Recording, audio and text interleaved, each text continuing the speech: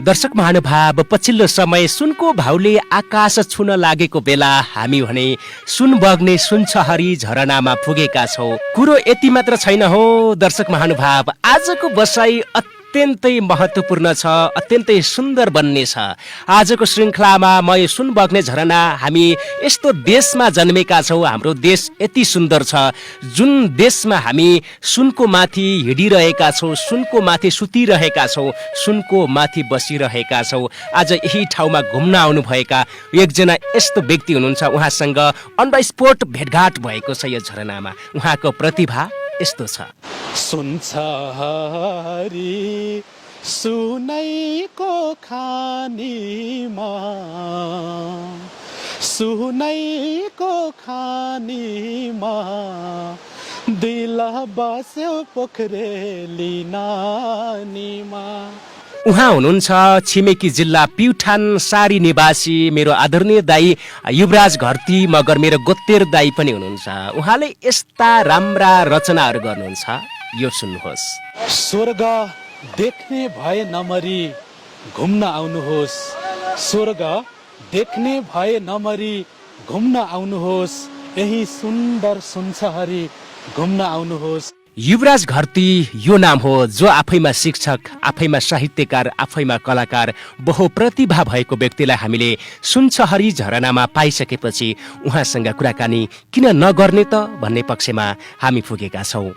रोल्पा अत्यन्तै मलाई माया लाग्छ, रोल्पा भित्रको पनि अझ मलाई सुनछहरी अत्यन्तै मनपर्ने, मेरो दिलमा, मेरो मस्तिष्कमा बसेको एउटा चाहिँ यो पालिका हो, ठाउँ हो भनौँ।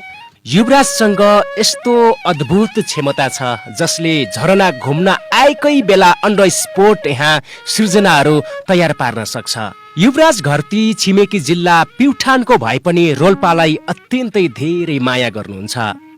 उहाँले सुनछहरी झरनाको विकास र प्रवर्धनको लागि यति धेरै रचनाहरू गर्नुभएको छ, यसको लागि म उहाँलाई धेरै धेरै धन्यवाद दिन चाहन्छु।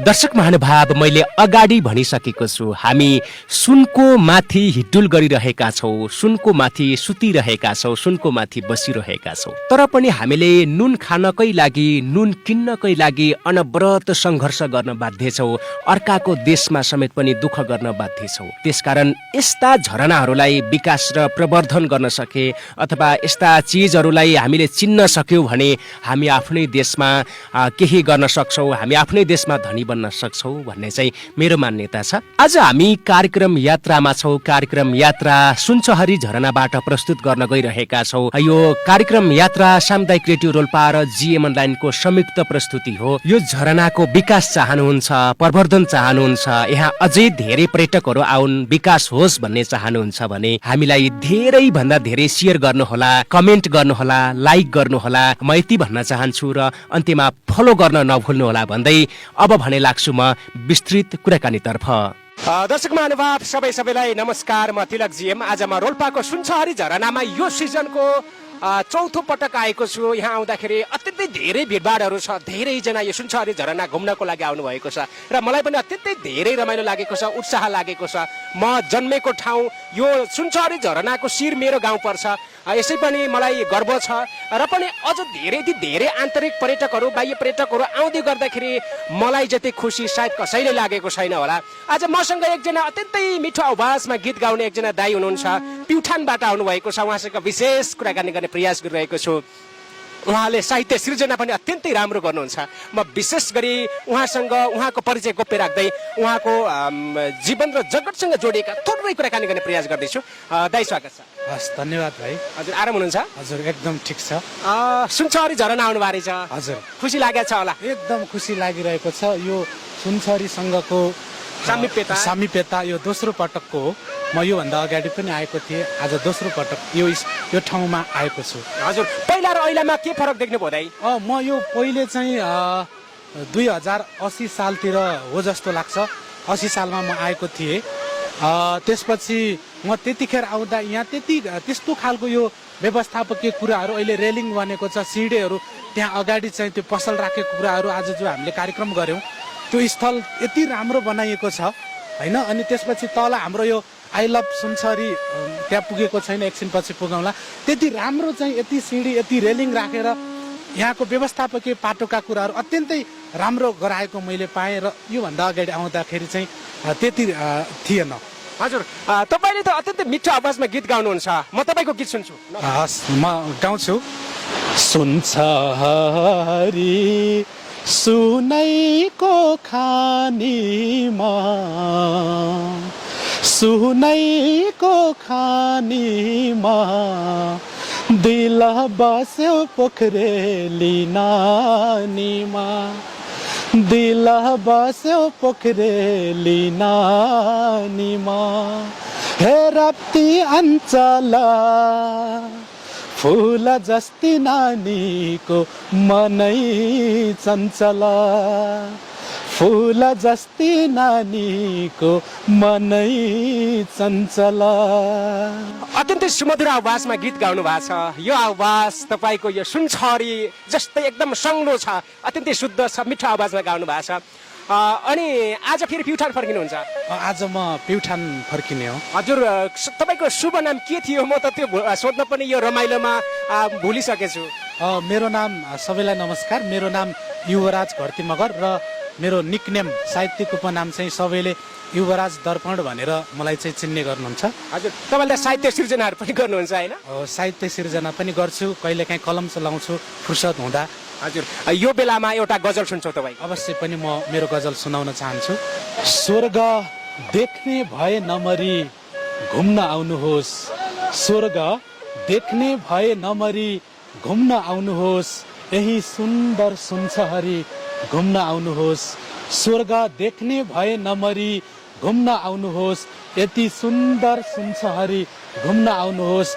कमाउनुहोस् रमाउनुहोस् आजै जीवन छँदै, कमाउनुहोस् रमाउनुहोस् आजै जीवन छँदै, भोलि कोही छैन अजम्मरी घुम्न आउनुहोस्।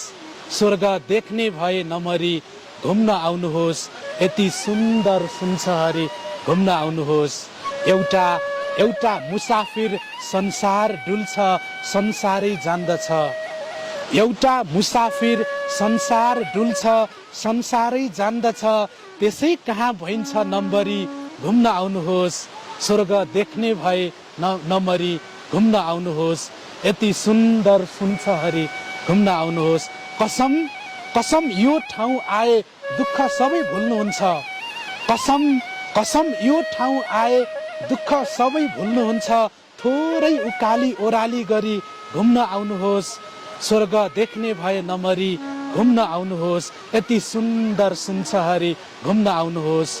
ढिलो गरे उड्लान्नी पिरतीका पातहरू, ढिलो गरे उड्लान्नी पिरतीका पातहरू, अब गाँस्नलाई त्यो टपरी घुम्न आउनुहोस्। स्वर्ग देख्ने भए नमरी घुम्न आउनुहोस्, यति सुन्दर सुनछरी घुम्न आउनुहोस्। सबैलाई स्वागत छ। दर्शक महानुभाव, अत्यन्तै सुन्दर शब्दमा सजिएका गजलहरू हाम्रो दाइले सुनाइसक्नु भएको छ। प्युठान तपाईँले पेसाले के गर्नुहुन्छ दाइ? म पेसाले चाहिँ एउटा शिक्षक हो। म यही रोल्पासँग, रोल्पा अत्यन्तै मलाई माया लाग्छ, रोल्पा भित्रको पनि अझ मलाई सुनछरी अत्यन्तै मनपर्ने, मेरो दिलमा मेरो मस्तिष्कमा बसेको एउटा चाहिँ यो पालिका हो, ठाउँ हो भनौँ। किनभने म यही सुनछरी गाउँपालिकाको वडा नम्बर 6 फगाम स्थित नेपाल राष्ट्रिय माध्यमिक विद्यालयमा करिब 7 वर्ष त्यहीकै माटोमा मैले शिक्षण गरेँ, पढाएँ। आफ्नो कर्म चाहिँ मेरो कर्मस्थल त्यही थियो। अहिले चाहिँ म आफ्नै ठाउँमा छु।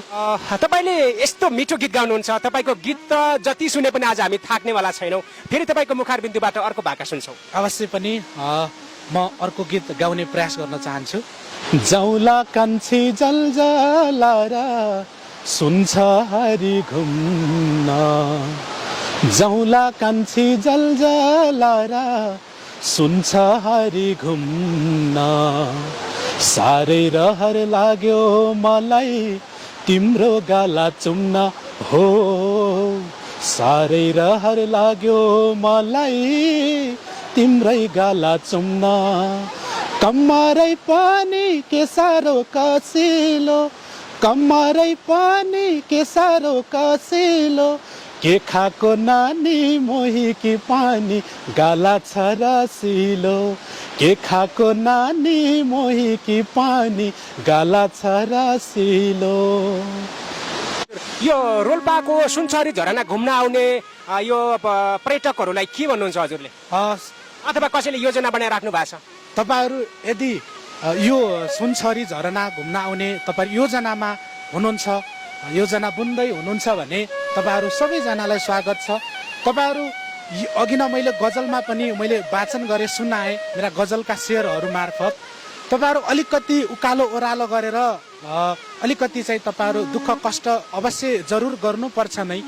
र तपाईहरू जब यो ठाउँमा आउनुहुन्छ, यो झरना भएको स्थलमा आउनुहुन्छ, तपाईहरू यहाँ आइसकेपछि तपाईँहरू फर्केर जान मन लाग्दैन अथवा तपाईँले जुन पीडा आउँदै गर्दाखेरि भोग्नु भएको थियो त्यो पीडा तपाईँले एकैछिनमा क्षणभरमै तपाईँले बिर्साउनुहुन्छ।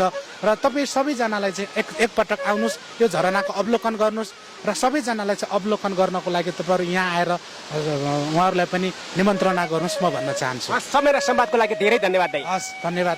तपाईँ लगायत तपाईँको मिडियालाई पनि म धेरै धन्यवाद दिन चाहन्छु। हस् दाइ।